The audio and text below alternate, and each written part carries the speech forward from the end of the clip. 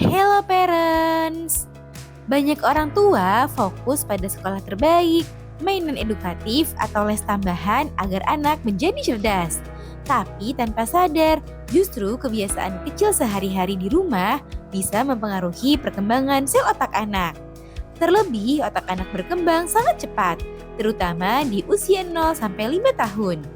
Di fase ini, koneksi antar sel otak terbentuk dari pengalaman, interaksi, dan pola hidup harian. Kalau salah stimulasi atau lingkungannya kurang mendukung, dampaknya bisa panjang. Nah, agar parents lebih waspada, pada edisi kali ini dunia parenting akan membahasnya. Kebiasaan sehari-hari yang diam-diam bisa merusak sel otak anak. Yuk kita bahas satu persatu parents.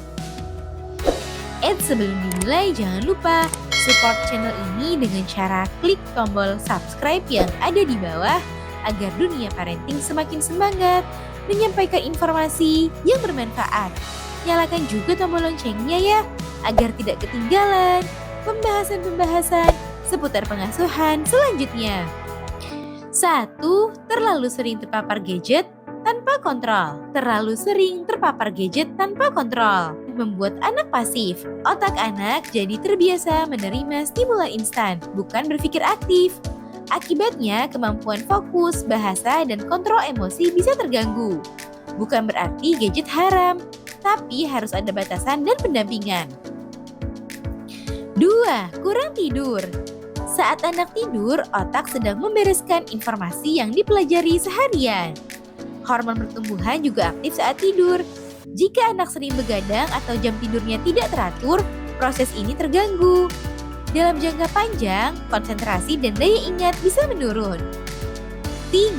Sering dimarahi dengan bentakan.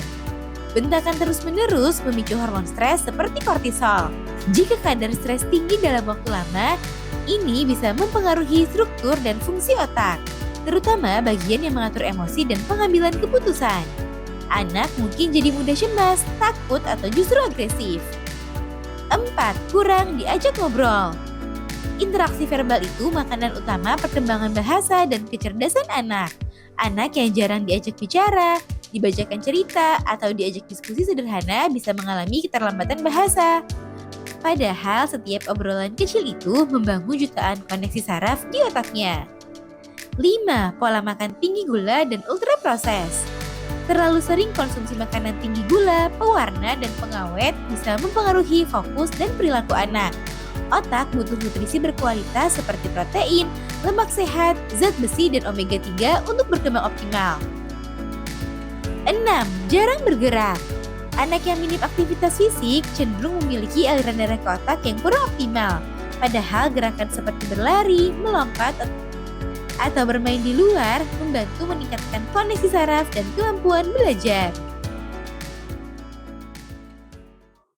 Parents, kabar baiknya, otak anak itu plastis. Artinya, ia bisa berubah dan berkembang sesuai stimulasi yang diberikan.